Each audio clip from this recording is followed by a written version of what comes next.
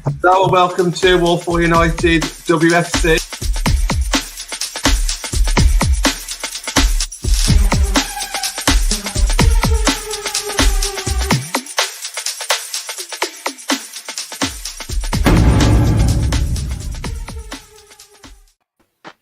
Hello and welcome to Walsall United WFC. Again, it's not a mirage, it's not an illusion, it is me, it is I. And it's either going to be a great night for you this evening or it's going to be a terrible evening for you. It really depends on how much you like seeing my face. If you love seeing it here, brilliant, stick around. It's going to be here for about the next 40 to 50 minutes. And then if you can't get enough of that, if you don't want to watch this on repeat, you can nip over to the men's channel and you get to see me all over again. Sat in another corner there. So it's your night for me if you're interested. If you're not, I'd recommend staying away for the rest of the evening because otherwise you'll get overload. Anyway, that's enough about me. Hopefully, all of you can hear and see us. So if you could let us know, that would be fabulous because this is my first time touching all of the technology. So we shall see how that's got on. So get involved in the chat. And meanwhile, we'll see how everybody else is getting on. So, young Ellie, how are you? Oh, I'm brilliant, thanks. Just bored without football, but Euros are coming up, so got that to look forward to.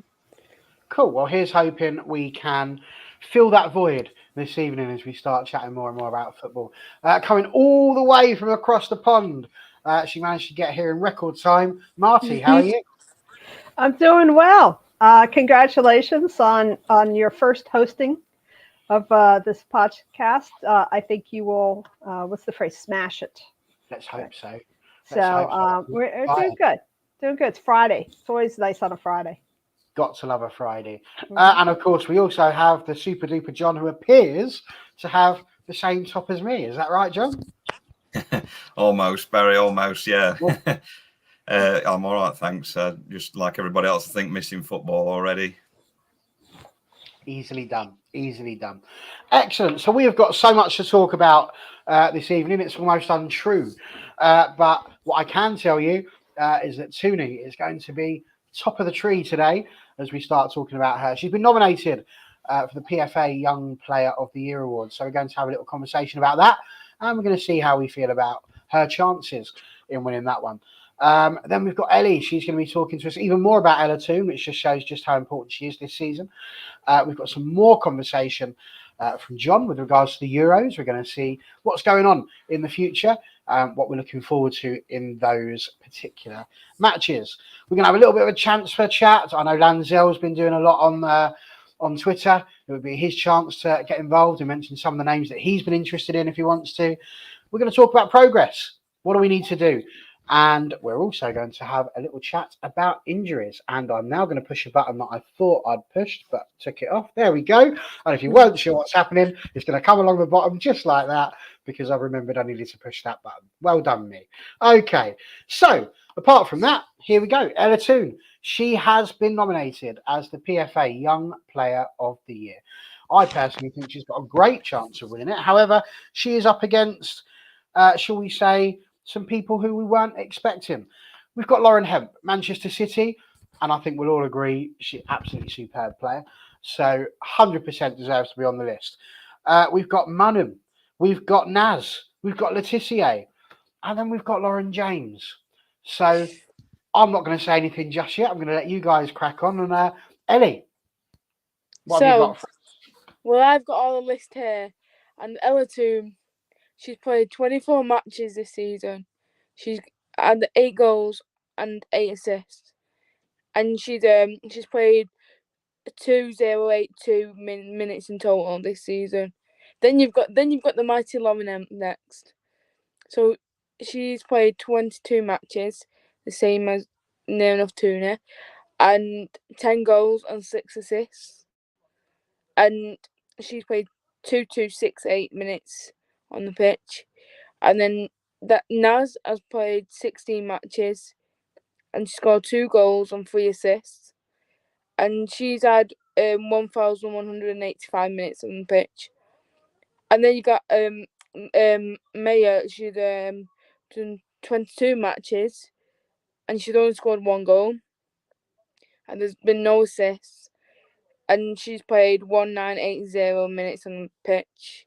And here's the next one that I thought she shouldn't be in it. Lauren James. So she played 10 matches. She scored 1 goal and no assists.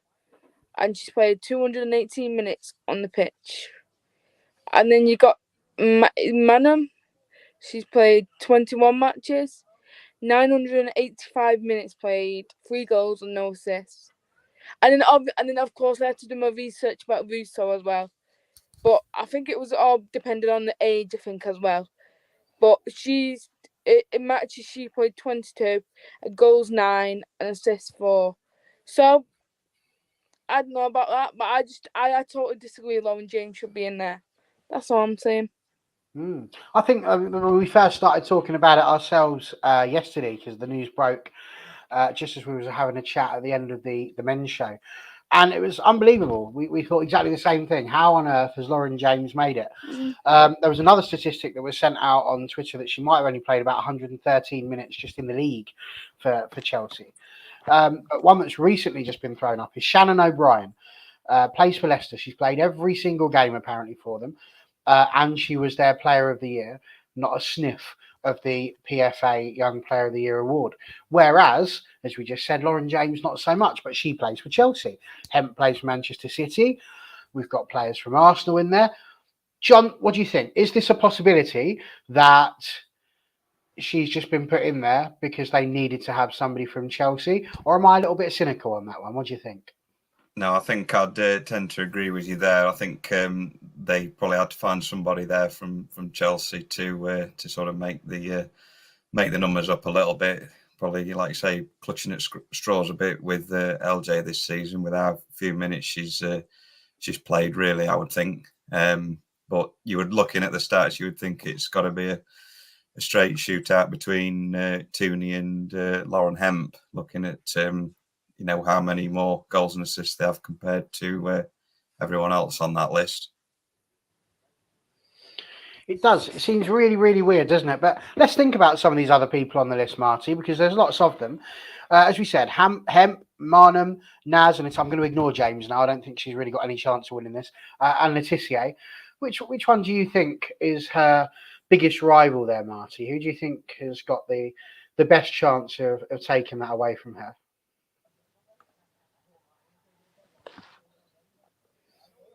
I think you're muted.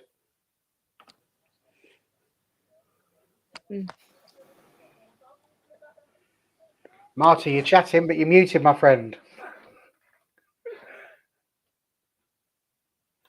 Okay, found it. There we go.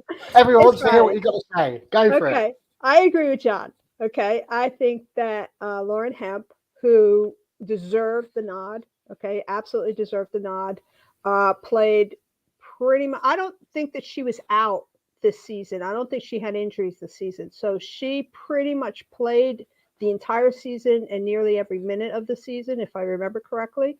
I'm quite sure someone in the comments will correct me if I'm incorrect, if I'm wrong on this.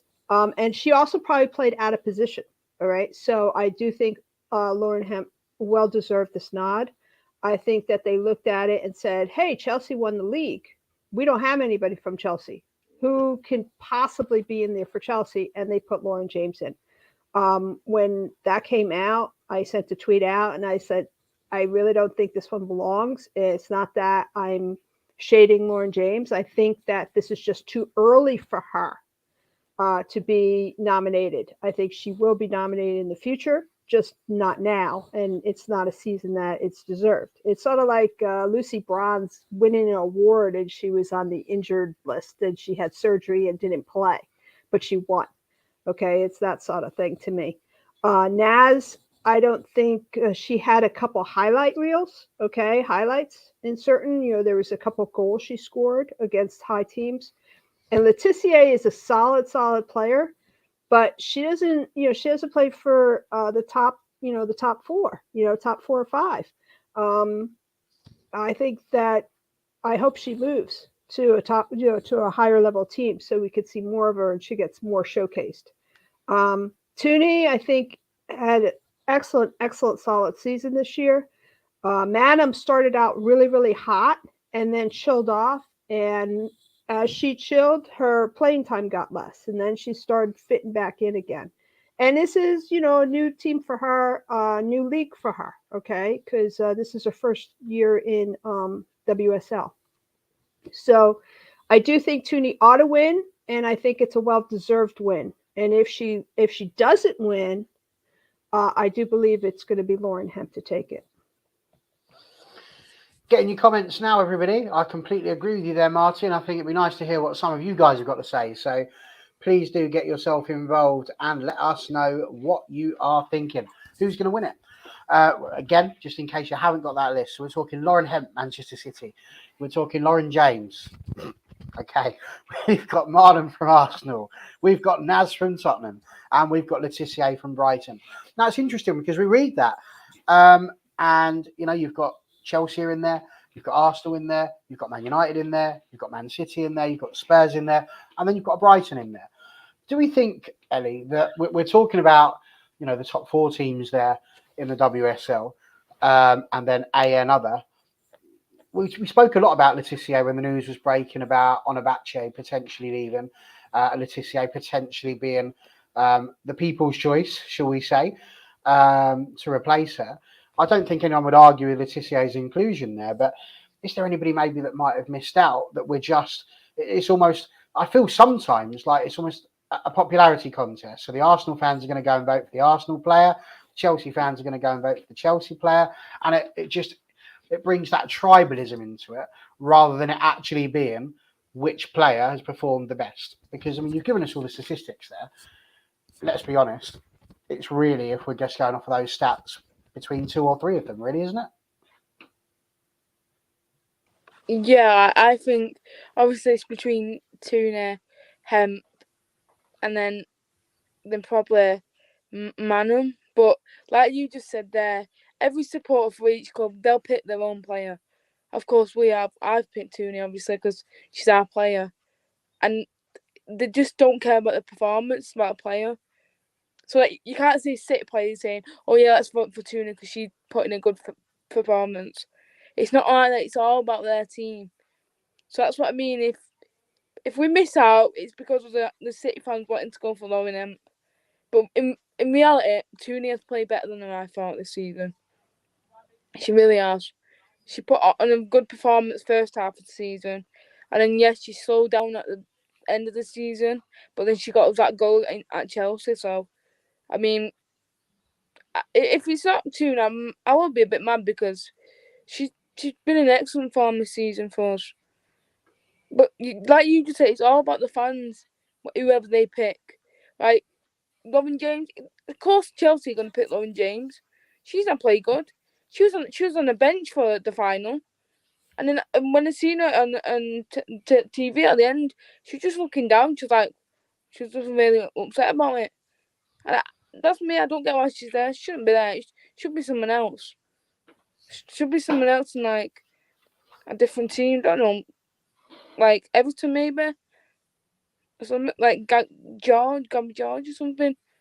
But but it's all young players. That's what I mean. So, I would have put Leslie in there as well. But it's all about you have to be under a certain age, I think, isn't it? Something like that. It certainly is. So, the Young Player of the Year, it's hard to tell. It depends where you read, but it says you've got to be under 21, which doesn't make a huge amount of sense because obviously Ella Toon is 22. So maybe it was under 21 at the time of starting. But if anyone can actually find that out, that would be fantastic because I've got far too many buttons to look at the moment. My usual researching while other people are speaking is nowhere near as easy as you might like to think it is, especially on your maiden voyage. But there's lots of things being said here, John. Lots of things. Marcus has put here, for Lauren James, it must be that one goal that she got nominated for. Charlie's gone for, it's a 2-horse race. She thinks Marty is spot on, which I'm sure is music to Marty's ears. We've got people here saying Tooney's been exceptional. How Russo's not in it is beyond him, says John, but he thinks Hemp's going to win it. Charlie's obviously thinking as well that, that wasn't that one. Charlie was hoping that Honor might be eligible. But again, if it's 22 or under, she's not going to be able to do it. And according to TJ, with the same Google search that I looked at, as of 2021, players must have been aged 21 or under as of the 1st of July. Yeah. There we go. Immediately preceding the start of the season. So that's whereabouts we are. I think the big question for me is this one. Who do you think is going to win it, John, ultimately? I'd like to say Tooney, but I really do hope it's Tooney. But I think it might just go to Hemp, just for the fact that the goals he scored in perhaps some of the bigger games. But I think it'd be a very close run thing. I don't think there'll be much in it between those two. But yeah, I'd really like to see Toon get it. I think she does deserve it. That's for certain. Yeah, I would be very inclined to agree with that. And so, Marty, you said it was a 2-horse race. Which one of those horses are you picking? You're muted again, my dear.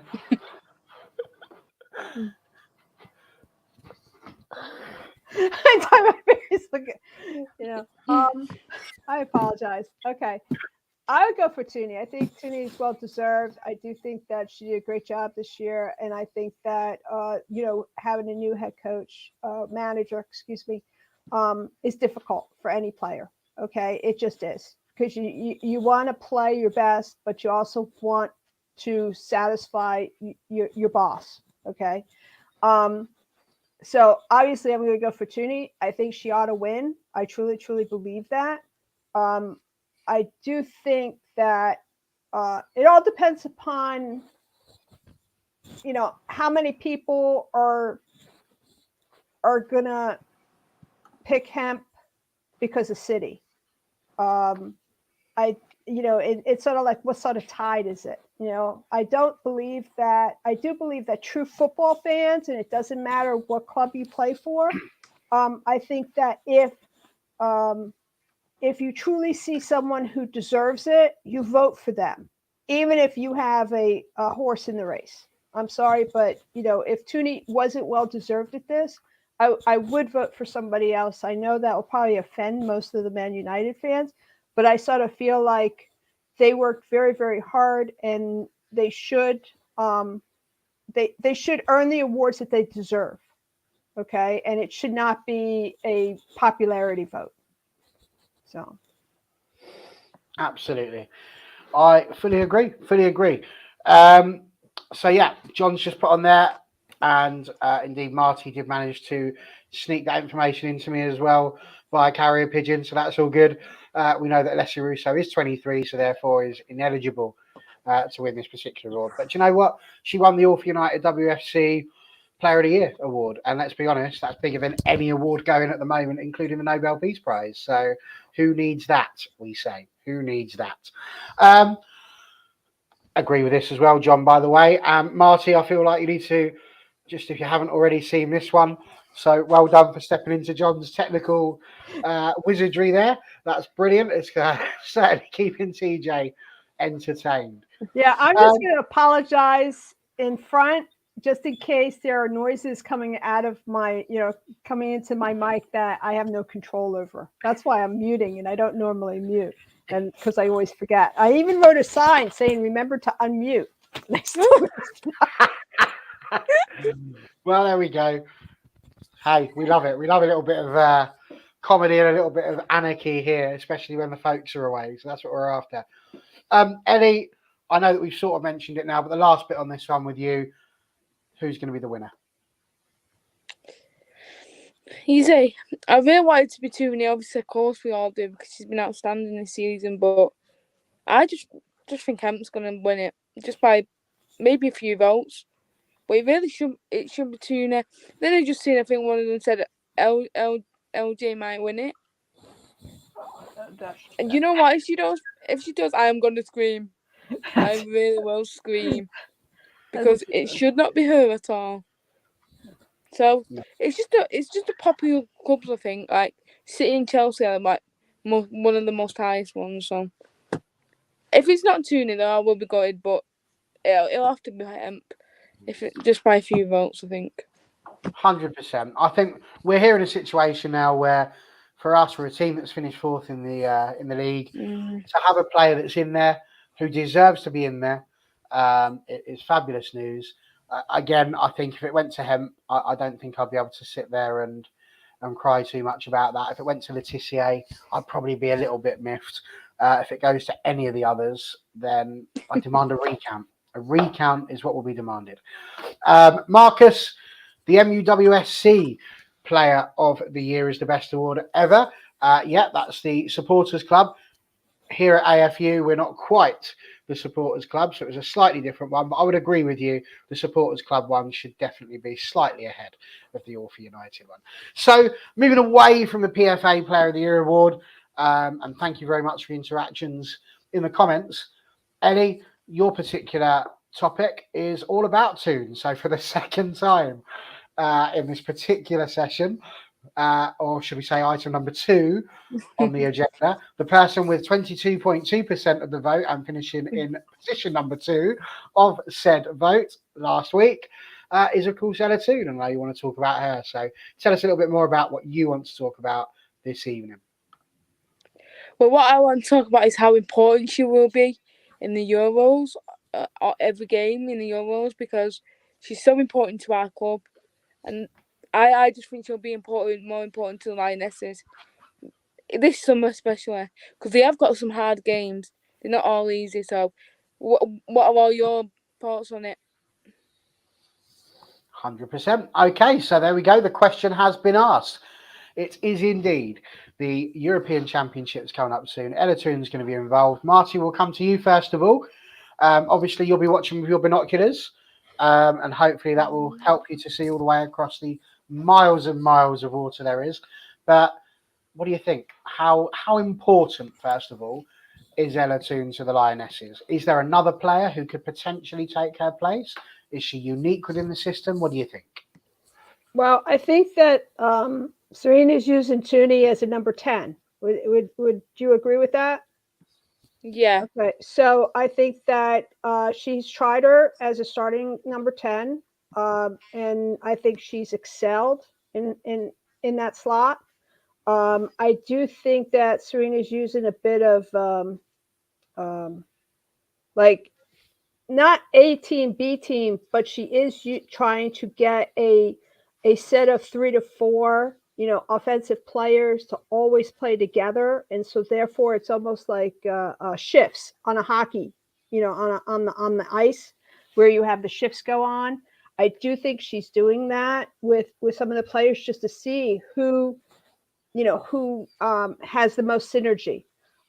Do I think Tooney will excel in Euros? Yeah, I think she's gonna be awesome. I do think that the England team is gonna be very, very good.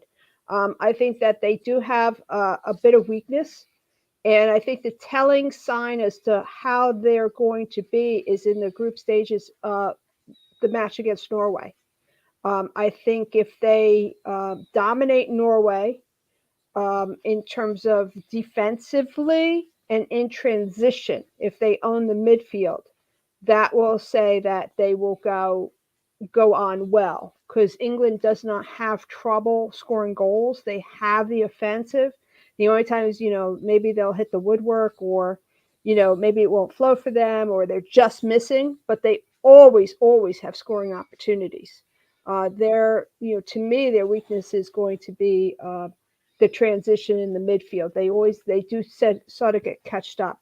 The only thing that worries me is I don't know how Houghton is. I don't know how informed she is. She's been injured for most of the season, and she got called up on the final. Now, granted, it's going to be wheedled down another 5, and I do applaud the fact that Serena's has called Kirby in, because I think that was, I hope that Kirby's health is such that she could, she would be able to participate. And I'm very sad over the fact that Nobbs got hurt just before the end of the season, and so she got completely out. But I just saw that she's going to be on one of your channels. I won't get it. I don't get the channels per se.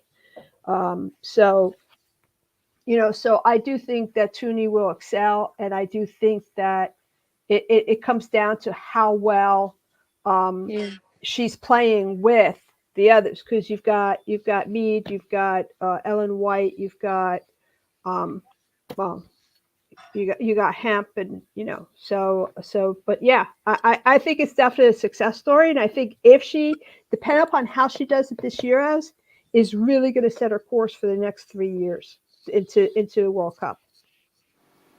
Absolutely. Okay, so John, I think Marty's pretty much said everything that needs to be said there, but you can see here we got Kirby and Stanway appear to be others in the mix, according to TJ. We're just having a look at it, and I can tell you that Fran Kirby scored 15 goals for England so far.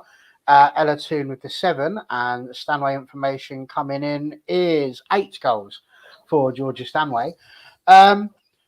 Would you agree? Is Tooney elite? Is she above those two to be picked in the position? Would that be as a 10 or as a midfielder? What would you say? I think they're all they're all on a pretty similar sort of level, really. I think Tooney's been amazing, really, since she's come into the England team the last year or two.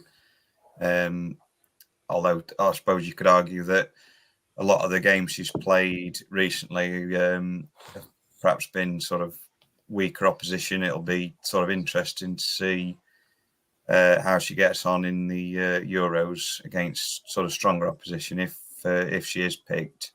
But I think she's got just as good a chance of any of the others of making the starting 11 for the group games. Can I ask you all another question as well? Go for it, Ellie. Why not? So obviously Lucy Stan's back in the squad now. Do you see her reaching the Euros? Because that's what's been on my mind all day. Well, that's a tricky one. I can't say that I do, if I'm brutally honest, based on the amount of time she's played for United this season. Yeah. Personally, I think that would be a little bit like picking Lauren James for the Young Player of the Year award. Sorry. What do you think, Marty? Yes or no? It sounds like a no. I don't think. I think Lucy Stan was extended an invitation in a very kind manner, but no, I don't think she's up to the level as to what they're putting out there, and I think that I don't believe that Serena, being that she's as good a manager as you could possibly get, okay, is going to have somebody. I think it's going to be the whole totality of their work, and not just in this camp. She needs to check: are they in form, or can they get there to be in form?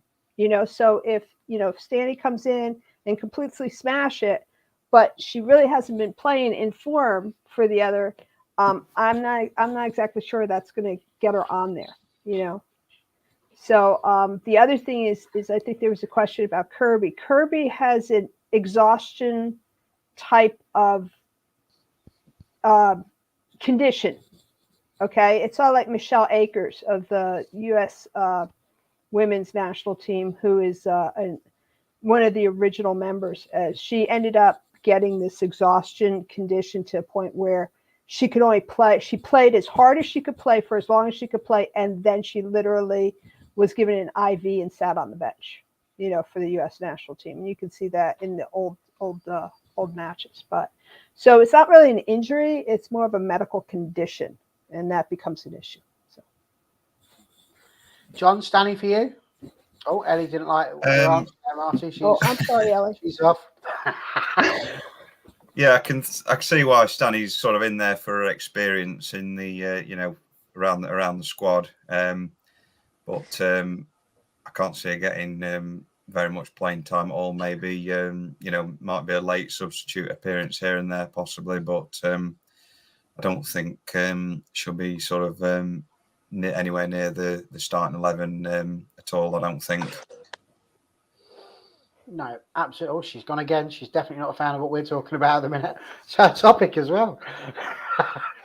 Never mind. So something that was... Here she is. Something that was... Welcome back again. Something that was mentioned by young TJ, just to throw in with that as well. There's a question. He put this in right at the beginning. How much playing time will Tooney and Leslie get at the Euros? Obviously, we mentioned about Tooney. I think we're all agreed she could be a vital part Yeah. of the club. But what about Russo? Can Leslie get much more time? Because she certainly seems to be second in line quite a few times, I think, leading up to the competition. What do we think there, Ellie? Let's throw that one over to you. You've mentioned about Tooney. What do you think? How vital is Tooney going to be?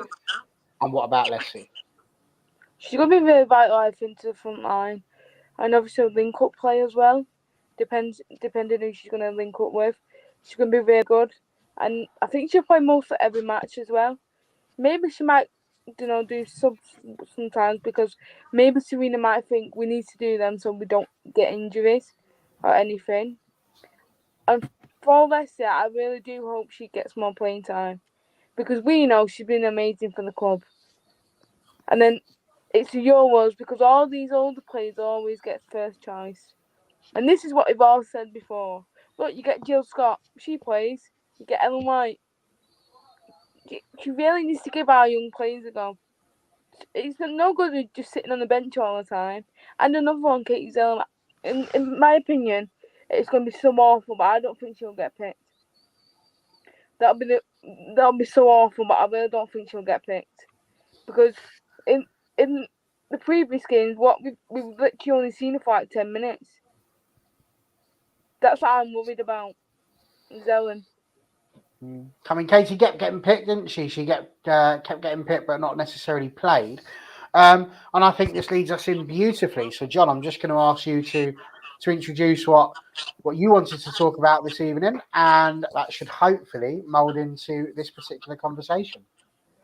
Yeah, I was wanting to get sort of everybody's opinion on, or really just which United players that they were sort of looking forward to seeing the most at the Euros, whether it be just England players as well as obviously the other internationals that are going to be involved, seeing as we're a bit better represented on the international scene now than there were last time there was a major tournament on.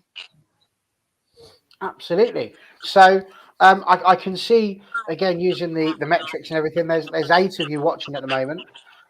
You wouldn't guess that by the comment section at the moment. TJ is like the honorary 5th member of our little band over here. So let's ask some of the rest of you. The rest of you get in those comments. Tell us who you are looking forward to seeing. And we'll kick straight off with you, Ellie, I think, just in case you drop off again. Who are you looking forward to seeing? Well, Tooney, obviously she's my favourite player. Well, Tooney, Russo and Zellum if Zellum gets picked.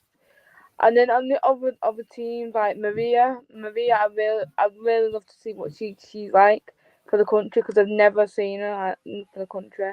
And Builder, and Jackie because I'm going to one of the games and I'd love to see what she's like. Yeah, I just want to see what they can bring to the country as well as the club because obviously we know Maria defends our back line solid. She got a ball back to her head and she got straight back up. So I'd love to see that. And also what I'd love to see is Leah in the England squad. But we all know she doesn't really want to go in it. But she's a talented player and I think she'll do so good in the wing with the others. So I'd love to see Leah in it, but obviously she don't want to do international. So yeah, I just really looking forward to seeing Maria and everyone in the country, and hopefully no injuries. That's all I'm concerned about. Absolutely, the worst thing in the world is if you end up having injuries at international level when they come back to play domestically. It is the one thing that scares, I think, the life out of most of us. Marty, who are you looking forward to seeing in the Euros this year? Obviously, nobody from America because it's not the World Cup. So, what are you looking forward to seeing continentally over here? Well, I want to see Jacobson Blackstenius out of Sweden. I want to see how they do. Jacobson is going to be coming out of San Diego, go back. Blackstenius, started in Arsenal. Jackie, of course. a couple of the other, Vanda Donk, who just got who's changing. Well, she's at OL, but she's coming back from a long-term injury, really serious one. I want to see how she's doing. I want to see how Martins is doing after a whole debacle with her going to PSG. I'd love to see France. I'm definitely going to see France. I want to see how much of a cluster duck that team is, or if they're not. Okay. Spain, I'm looking forward to see whether whether they've changed a little bit, whether they have gone beyond just, we're going to have control and we're going to take control for the entire match and we'll just play a control game. I want to see that. Of course, I'm going to be watching England, and I'm not exactly sure of specific players. It's like I'll look forward to seeing Jackie, but they got Parsons as their manager now, and Parsons is okay. They lost Serena. England really should be thankful and thanking their stars every day they got Serena Wiegman. I want to see. I think Tooney and Russo will do very, very well, and their playing time will get even more as they progress. Because they have the group stage and then they'll go into knockout, and depending upon how they play in the group stage, I think they'll progress and they'll end up getting much more minutes as they go on. So I'm looking forward to that. Frankly, from my point of view, everybody's an international to me, because there are no Americans there. And I just, let's see, I'm looking forward to Sweden. Norway a little bit, because Hegerberg hasn't really been in the national team for a while. And I'm interested in Germany just because Marchand's not, they have so many internationals who won't play in Germany. So I'm so like, okay, well, it's not like Germany can't replace him, but it's just fun to watch because in the U.S., everybody's fighting to play for the U.S., and they've got internationals who are just saying, nope, we're not interested. So nobody retires from the U.S. national team, women's national team. It's essentially you don't get picked anymore. They don't retire from it, except for Carly Lloyd, and at that point, she had to retire because she knew she wasn't going to get picked anymore. So it's just different. It's just different for me. I am not convinced, Marty, that you and TJ are different people. I'm really not. In fact, there's part of me that wonders if TJ is actually sat like on the other side, and that's why you've got this veneer that you put on behind you all the time. That he's just sort of sat behind there, writing the things actually, as you say. I don't think we're in the same state. I sort of think he's up in the mid-Atlantic states, and I'm in a southern state. Literally, as soon as you say it, it pops up on the comment. We're not anywhere near each other. Peas in a pod, the two of you. Peas in a pod. John, it was your topic. We've got England against Austria, I think, is the opening game of the Euros. I'm very much so looking forward to that particular match.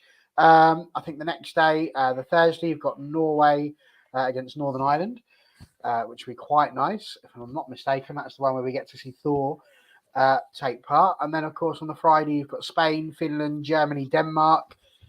Who are you looking forward to seeing? What's your highlight outside of the Lionesses, maybe? Yeah, probably Norway will be one of the big ones with Maria and Vilde hopefully involved, and I think obviously the Netherlands as well will be the other main one with Jackie involved hopefully, and obviously there should be one of the main contenders for it besides England, I think. So probably those two, and Spain I would think would be my sort of three others that I'll be looking out for mainly. Absolutely. I think as well, while we're on the subject of the Euros, it's such a treat, really, the fact that it's going to be here. There's so many different grounds being used throughout most of the country, to be fair. There is a little bit of a mismatch as to quite where it is. There doesn't seem to be too much over the west side, down the south as well. But obviously we've got Old Trafford, we've got Rotherham, Manchester, Sheffield, Wigan, very north and based there, Milton Keynes, London, Southampton, Brighton, 2 in London, in fact, with Wembley being included as well. I wanted to ask you quickly, because the news came out recently that the Community Shield is going to be played at Leicester, the King Power Stadium, which, as we all know, is a very good stadium. We went there not so long ago. And they've moved that for the European Championship final. I think that's a very positive thing, that the women's game is going to take precedence there.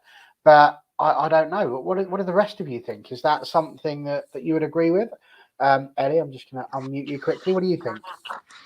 Well, I think it's so important that the women's game's growing, and everyone else can see that. So that gets first place. But you see on Twitter the other day, there was just a comment like, "Why would you put women over men and this, that, and the other?" Because obviously men are more talented and all that crap. So, but it's just a step in the right direction for the women, I think, because the final at Wembley, that's what it should be, because it's the home to the Lionesses. We can't be having our final somewhere else if the Lionesses do reach that far. Like, everyone kept moaning about it, like, why not a Wembley? There's like, cancel the final for the women's European, but no, we won't. We shouldn't have to do that. The King Power is good enough. We all know that. So let our women actually play. It's a big tournament, this. One of the biggest we've ever had. So let them play at Wembley, the biggest ground. And then the men can play at King Power. That's all I see as. They just need to stop moaning. Because either way they're going to get a trophy. And either way, we'll get a trophy in the final. Absolutely. No, I think that perfectly makes sense. But then I also think, it doesn't always happen, does it? Sometimes there is a bit of a disparity. In America, Marty, they don't have a specific stadium, do they, for the American team, or do they? No. They're a bit like the Harlem Globetrotters. They go everywhere. They do it by city and by weather. Like, who are we playing? Are we playing somebody where we have to be, is it, they will take advantage. They always play on grass. Okay. So some stadiums have a type of, it's not AstroTurf, but it's a type of artificial grass. And so therefore, they won't play there. They won't host any international match there. And so, like, the Portland Thorns have one of the best, fan bases, okay, in the United States. And you're never going to get any type of, FIFA sanctioned match there because they don't play on grass. They play on some spongy stuff. So it depends. It depends upon the weather. If it's in the winter, they're usually playing in Florida or Texas or California. And if it's around the summer or spring, fall, they'll play, Midwest, okay, like Ohio, that state, or they've been up in Minneapolis. They'll go up to Utah if they have to do anything in terms of elevation. Like for the Women's World Cup 2019, you guys were having a massive heat wave, okay? And they posed a question in the interview to Sam Mewis about playing in this. And she's like, it's not that hot. She says, this is what we play in all the time. I play in North Carolina, which is literally 105 degrees with 80% humidity. So, throughout the summer. So it's, we don't have that. That's just the way they do it. It's not. The 1999 Women's World Cup was in Pasadena in the Rose Bowl because it seated nearly 100,000 and they filled it up for the most part. It's like 99, 98,000. And that was in 1999. So that was a very long time ago. They'll fill up places. Christian Pulisic, who plays for Chelsea out here, he's a U.S. men's. He got upset because there weren't a whole lot of Americans to watch the men. And, my response was, well, it's the men's team. The men's team isn't as good as the women's team. The women's team sells tickets. And that's one of the reasons why, it took so darn long for them to pay the women. So. No, absolutely. And I think the women's game over there is is quite big, and I think that the tickets have been sold at Wembley for the Euro finals. So as far as we're concerned, that should be a sellout. I have a and we'll question. see lots of people. Go Is for it. Wembley your biggest stadium in your country? Oh, I think it is. Yes. Okay, It is. so About 8,000. We're not far off as Old Trafford. I think we're number 2. okay, so that I mean, I can understand that. Plus, I can't remember exactly how big the country is. Okay, but I do think that part of the reason why we travel so much in the U.S. is because it is a national team, and you can't expect people in Minneapolis to fly to Florida for a match, for a game. You just can't do that. So it's like, let's bring the team to them as opposed to have them come to us, because you would literally be shunning, 80% of the country if you just pick the spot. And 80% of the country would get teed off on it. It'd be like, you're a national team. You got to come everywhere. So that's pretty much why it's an attitude thing. I think it's definitely an attitude thing. Well, I mean, Wembley is actually 90,000. I can confirm it wasn't 80 like I thought it was. It was 90,000. The second biggest is Twickenham with 82,000, but that's rugby, so we don't tend to play there. So the second biggest football stadium is, of course, Old Trafford with 74,140. So there we go. That's how good we are. And we fill it up nearly all the time. I don't know where Man City are, but it doesn't matter how many seats they've got because they don't fill most of them anyway, do they? So there we go. John, is it the right thing? Should we be having the women's final at Wembley and the Community Shield being played somewhere else? It seems a bit strange to me how they've had the final, the FA Cup final at Wembley this year, and then they go and have the Community Shield at. Did you say it's at Leicester? Yes. Right. Yeah. Seems a little bit odd that why they've gone for Leicester a little bit.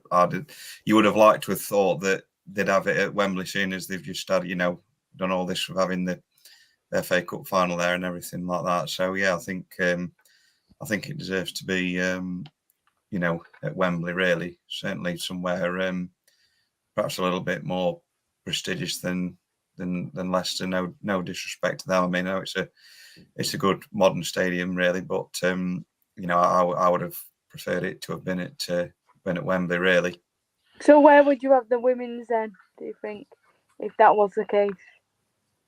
I think Wembley really. I would like to say, they just had the FA Cup final there this year, so. Oh well, yeah, sorry, I thought you was going on about the men's. No, I was on about the women. No, I think Wembley it should be at, in my opinion. Well, we know, of course, that the big thing about Wembley is that it's right down in London. You sometimes wonder why we can't find one that's nicely in the middle so that the people that are coming from the north can get there in the same amount of time as the people coming to the south, which would have been nice. But obviously that is planning that's way above the FA's thought processes. So there we go. But we've had lots of chat there about the Euros. It's nice to see some more people coming in as well. So thank you very much. And what I will say is young John has popped himself in there. And let's be honest, it's Liverpool and City. Do we really care? Do we really care? Do we care? Do we want to watch them? Do we want to watch them in Wembley? Am I bothered about them? What do you think? I get what you're saying. It's the national stadium, but are we that fussed? We could have sent them to Cardiff. That wouldn't have been too bad. Out the way. What do you think? That's open to anyone. I'm all for the Euros. I was not really familiar with the Community Shield until that Twitter, poll went up, and I just didn't think that it was a realistic question. I really thought it was a goof. But then there were like over 5,000 responses, and then the person went private, so you never even figured out what the end of the poll was. So. Absolutely. I found that quite hilarious, to be honest with you. I think it was because he realised that people actually do care about that. And is it the same day, is it? I've seen that the Community Shield's on the 30th of July. Is that the European Championship final day? 30th of July. Oh, think the final for the Euro is 31st. So they're not on the same day. No, I thought the community shield was the 31st.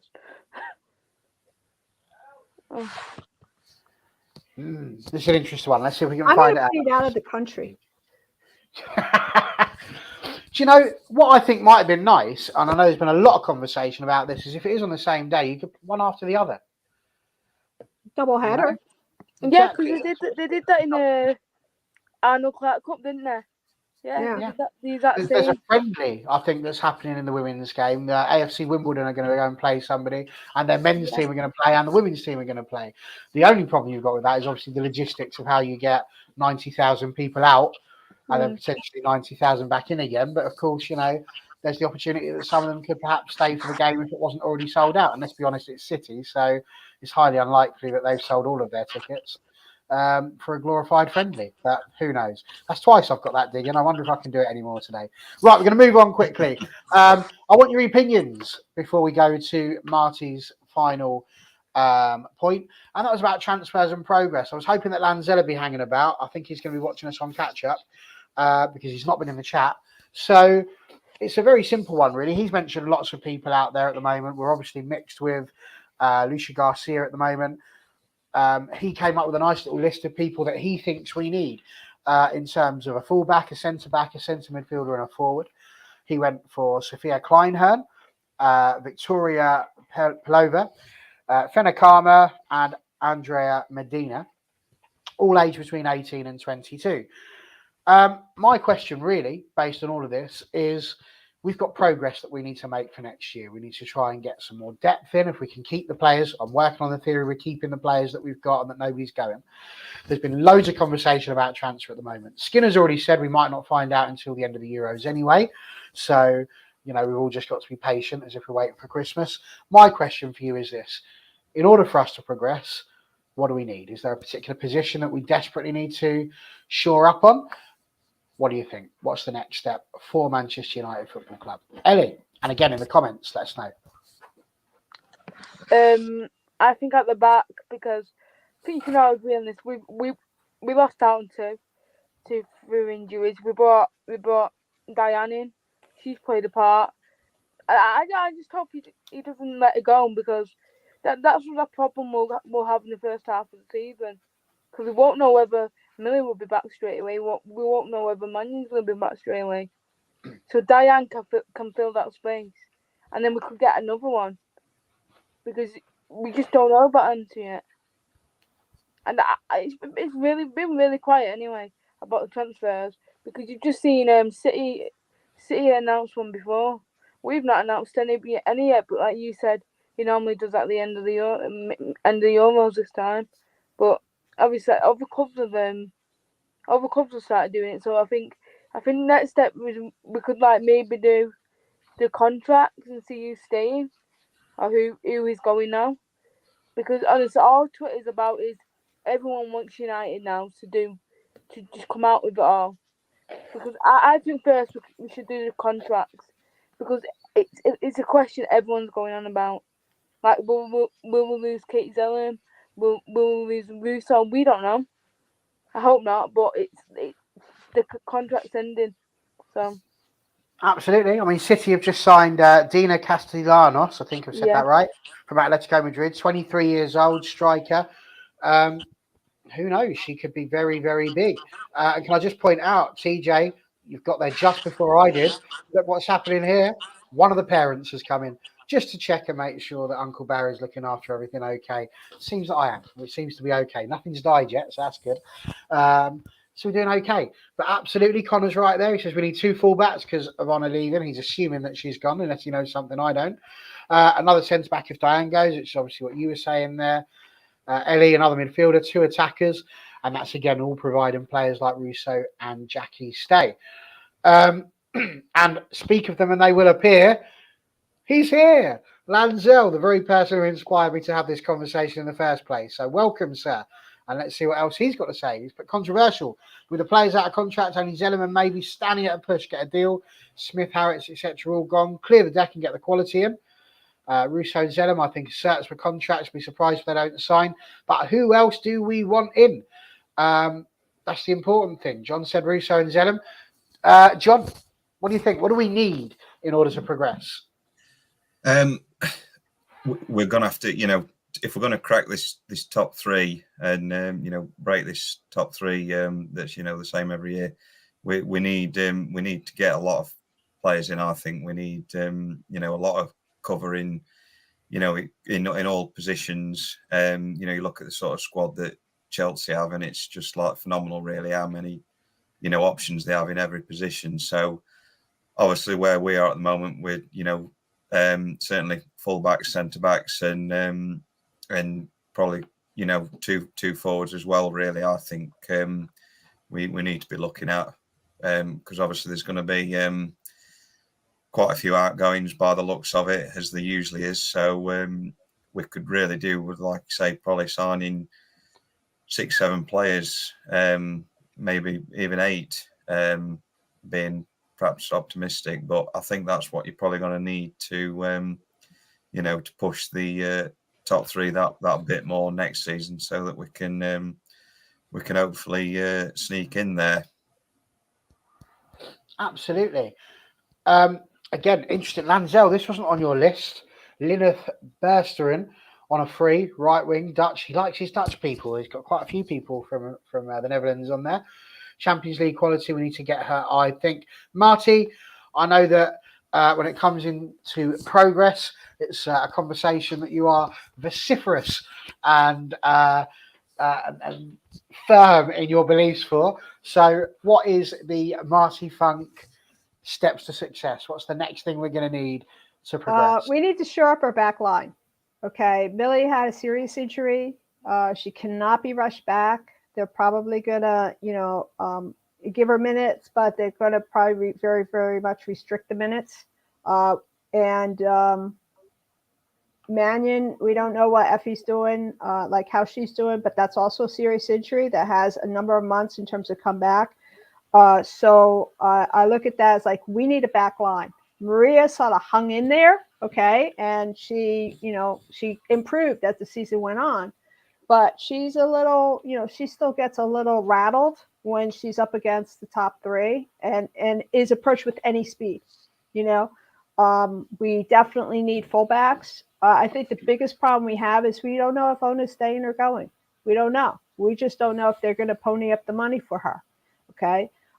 If she goes, we're going to need an Ona-like fullback and then a Ona-like, double as another fullback, because there was one match this past year that for darn sure, when you have speed, our defense cannot handle it this past year. We lost Champions League because we allowed late goals. Late, like we had either position to take the draw and then we lost it, or we were winning the match and then we drew it. Okay. They became a draw. Okay. And so those sort of things to me are defense. Those are defense issues, not offense issues. And if you're looking at defense issues, then you're looking at the back 4. All right. Ona's been very, very solid, but you've got wingers on opposing teams like Haley Rasso, all right? Except for Ona, no one else, Kirsty Smith, Hannah Blundell, could not keep up with her. You have that speed, and that's what we need. We also, I think we need to straighten out the midfield. If Mark is still going to have KZ as the keystone to his midfield, then she needs, you need to you need to give her the best tools so that way at the end of the match, at the end of like the possibly 120 minutes, she can still run somebody down and block, okay? Because she gets tired out there and she gets tired in the last 15 minutes and there are balls that are going past her and she is not hustling to that. And I think the reason she's not hustling, she's just flat out tired because she's playing every minute of every match. So he needs to give her the tools so that way she is in the best form she can be in, okay, to help the team. All right. I think he underused a couple players like Boarisa and Jackie. I think if he could figure out how to get that works, that would be awesome. I think he needs to get his subs, his subbing in. But I do think that we have a lot of players that, could move on to other teams so that they get more playing time. Okay, they're not getting the minutes at Man United. They're not going to be getting minutes at Man United. Okay, and that is not a reason to be on the benches so that you can play in the County Cup. Okay, that's not your good reason to be on the bench there. Okay, it's like, okay, you get the County Cup.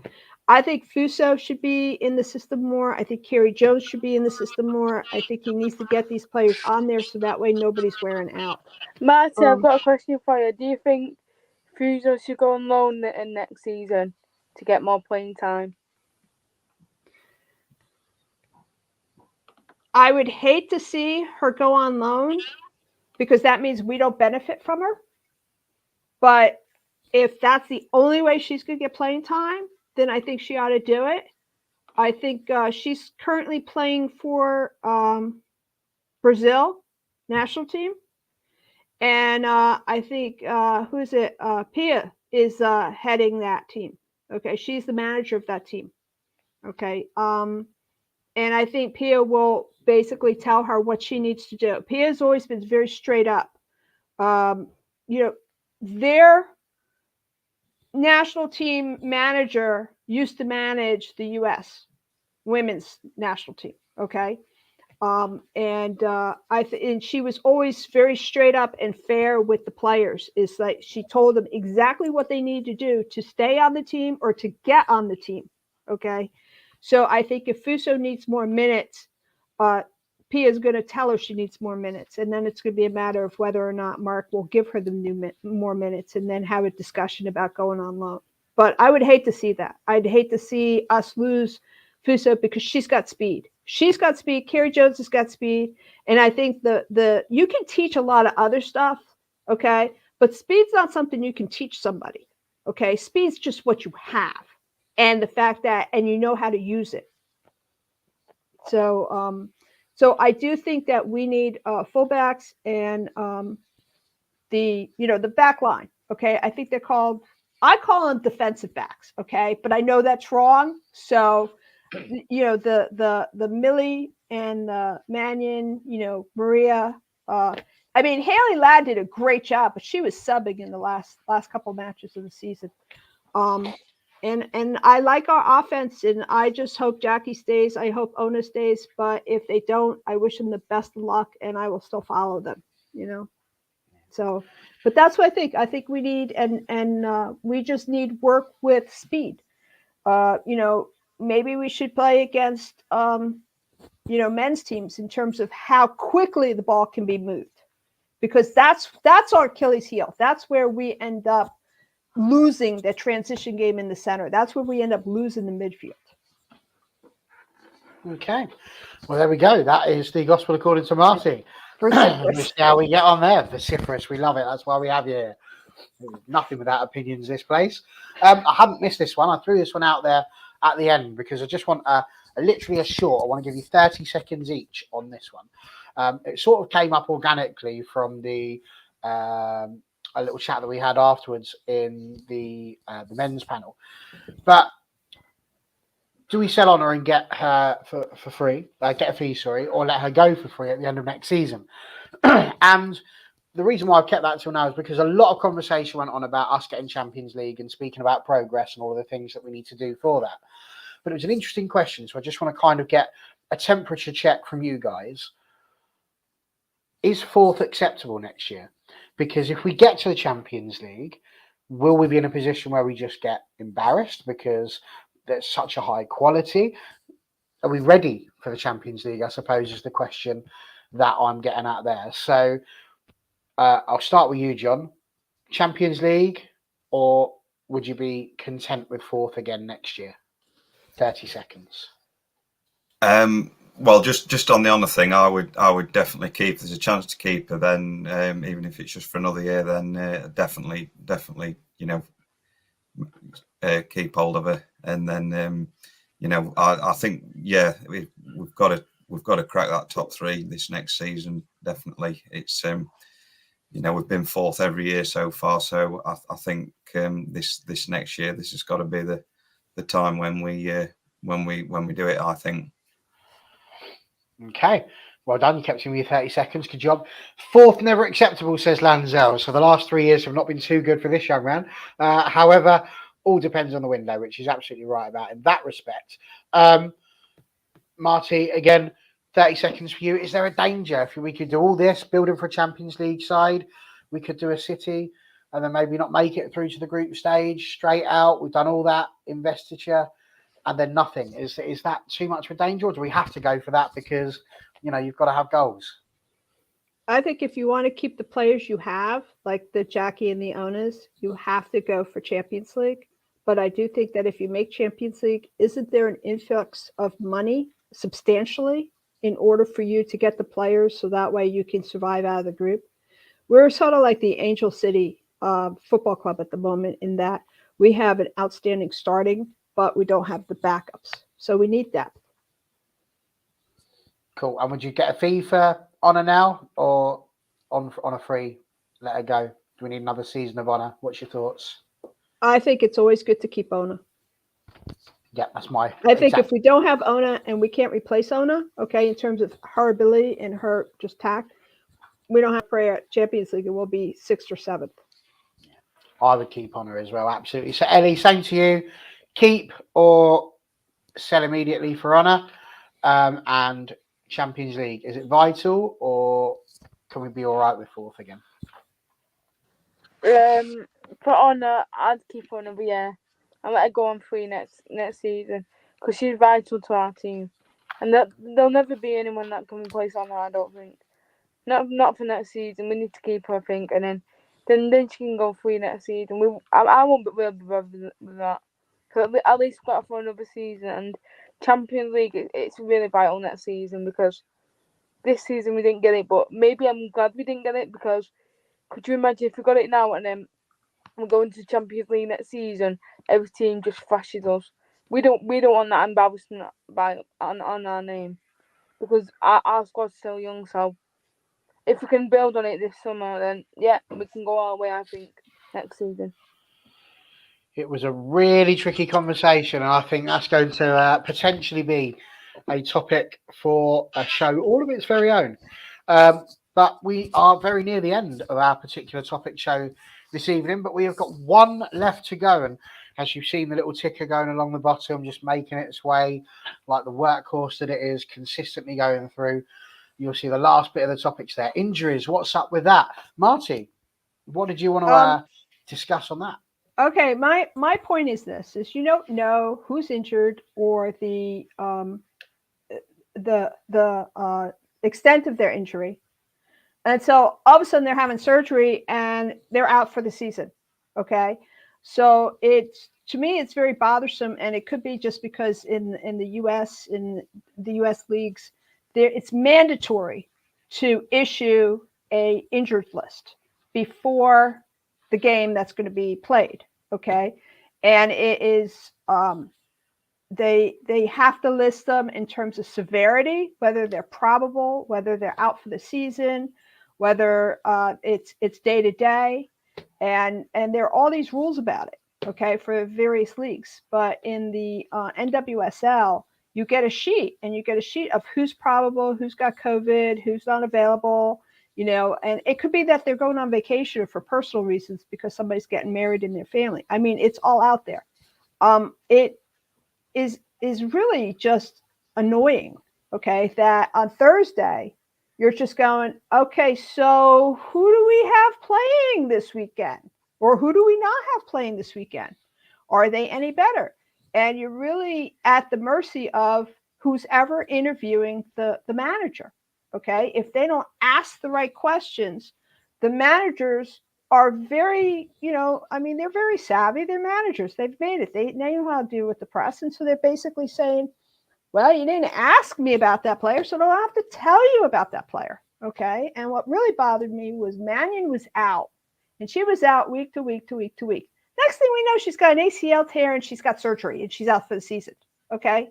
How is that a surprise? Okay. I get the part if somebody's pregnant and they don't want to say it. All right. Because, it's prerogative of the player, which we're having in the US at the moment. But I don't get the ACL part. I mean, you're telling me that they had no idea that her ACL was that bad and she was going to need surgery for that many times, for that many weeks ahead of time. So, I that just bothers the crap out of me. I'm sorry, but that's just something that, it's a professional league. Be professional about it, for gosh sakes.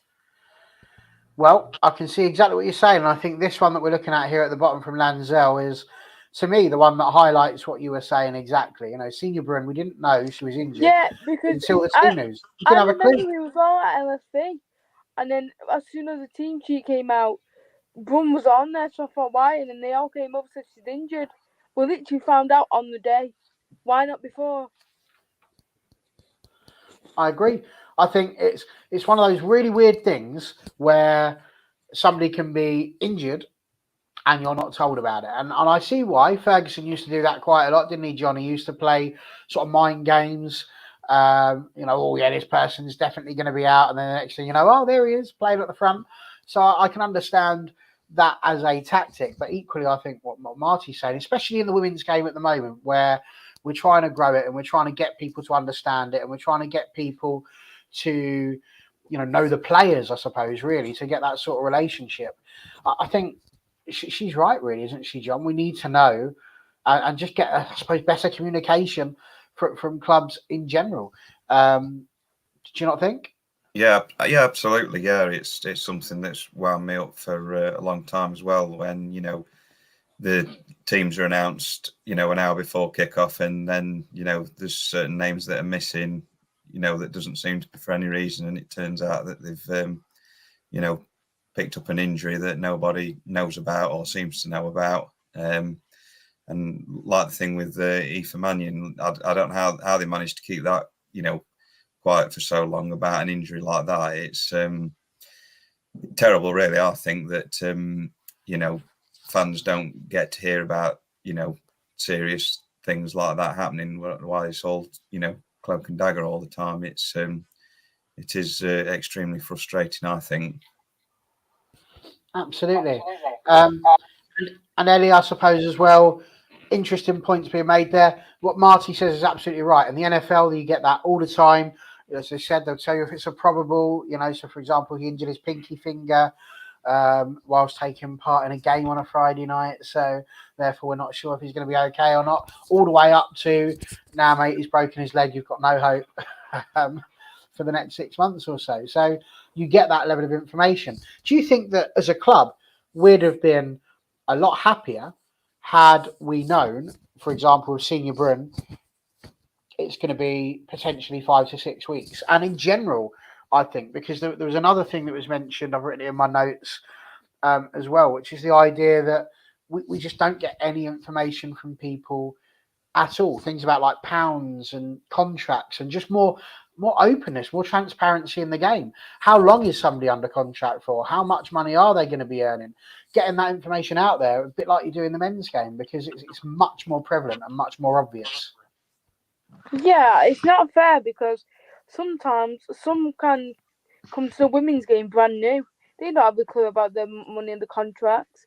This is where we need to put the information out there for them. Like how long Millie's got a contract for, how long's Leslie got a contract for. So the new people don't know anything like that. So I think it'll be a good step forward. We put the information out there, even when players are injured. Because even when Diane was injured that Old Trafford game, she had to physically message some of us to say that she'll be out of the game. That's not what should be happening. It should be coming from the club, not just to play individually. The club should put it out there that Diane won't be playing today because of something. She tweaked something in training, but they physically have to say it to the fans, and that's where Mark and everyone else should come out there and say it on the club's Instagram or something. I know Diane's wasn't a permanent player, but even so, they shouldn't have to come to us fans and say, "Oh yeah, I won't be at the Old Trafford game because I'm injured." That's what I mean. They have to physically say it to us. That's not what should be happening. I don't. If I can just jump in here, I think it's a WSL thing. You can't expect Man United, women's club, to be open and transparent if City's not gonna, Arsenal's not gonna, Chelsea's not gonna, and the rest of them aren't gonna do it. Okay, I get that. I get the fact that you do exactly what you do within the rules that you're given to give your team and your club the best advantage for a win. Okay, that's what you do, and that's your goal, is to win every match out there. So I get, it's sort of like the rules of the World Cup. It's like you have to give an injury report. Well, when we played England, when the U.S. played England, Rapinoe pulled her hamstring. She had a hamstring. It wasn't a pull; it was a tweak. Okay, but she couldn't play because of her hamstring.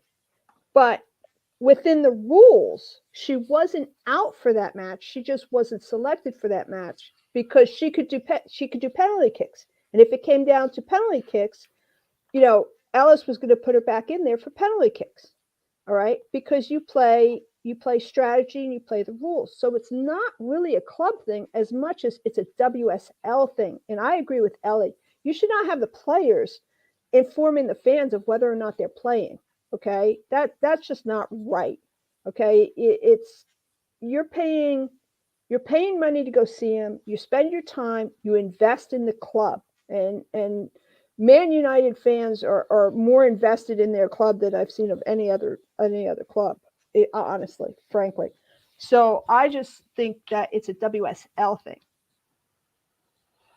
I think you're right. I mean, you couldn't imagine it, could you? You wouldn't imagine being stood there at the Stretford end. Why is Ronaldo not playing? Well, I texted him the other night, and he said, a little bit of a dodgy knee at the moment, so he can't play. It wouldn't happen. And if it did, you'd be like, how do you know Ronaldo? Well, I'll do his car for him, didn't I? No, it wouldn't happen. So, I think that's the sort of thing we're looking for here. We have to have that sort of equality, and people need to know. And it pains me to say, but actually the information was brought out on that City transfer that we were talking about. And I can tell you already that it's going to be a 3-year deal. I don't know exactly how much it's going to be, but it's the sort of information that's just commonplace. You get it in the men's game. If you get it in the men's game, just do it in the women's game. It's really not tricky. Nobody's asking for anything above or beyond. We're just asking for what you tell us about them. Can you do the same over here? So you've got the same information, the same transparency, the same statistics, all of those sorts of things. And I think on the WSL, you can't really have an argument for that one. So there we go. I do have to just say to TJ, thank you for saying that, but it wasn't me that came up with a point about the transfer fees and the money and all of that sort of thing. That was somebody else that I saw on Twitter. That was nowhere near my intelligence. But this one, Lanzell, definitely was me. So thank you very much. Other than that, it's been another fantastic evening. We've gone over ever so slightly to the normal hour, but as we said, the parents aren't here, so it doesn't matter. And I'd see them go this far as well. So frankly, if you're going to leave me in charge, just have to put up with it, really. I've managed to keep it quite low. You guys have been brilliant. It's been absolutely superb. John, what are you going to do this weekend? Anything interesting? We've got a big gap in football. What's no plans really this weekend. Just relaxing, I think, and just counting down the days till we've got some football back on. Absolutely, it's not too far off. Marty, anything good happening over the pond? I think I'm having a girls' weekend with my daughter. So I think the boys are vacating the house. So we'll be hanging out, doing what we like to do, which is cool. Excellent. I can confirm it was TJ. Now that I think about it, I've written it down somewhere. I couldn't see it, so I was panicking slightly. But yes, it was you, TJ. You were exactly the person who mentioned it. So well done, you. You're a very, very intelligent person. Ellie, what are you doing this weekend? Anything interesting? Just play football when there's no football on. Just play myself. Brilliant. Superb. Well, you guys are all doing that. I'll be off decorating my new place. It won't be long until this background changes. I'll be off elsewhere. Lots going on for me. So that's going to be a busy weekend. To you guys, I really hope you all have a fantastic weekend. Thank you, everybody who's been getting involved in the comments. TJ, we're going to have to see if we can get you on an internet connection maybe so you can get involved and get these points in and prove to everyone once and for all that you and Marty can indeed be seen in the same room. Perhaps we have an American special, something like that. That would be superb. I'll speak to the bosses and see what they think. But listen, it's been superb. Again, we've chatted about everything that there is that you could possibly chat about. Tooney, will she be the champion? I think she might be. Hope Is so. she going to be important to the Lionesses? I think she will be. Are we looking forward to the Euros? Can't wait. We need football, but we've got to wait till July. That's a very, very long way away. What do we need to do to progress? Get to the Champions League. Is that dangerous? Possibly.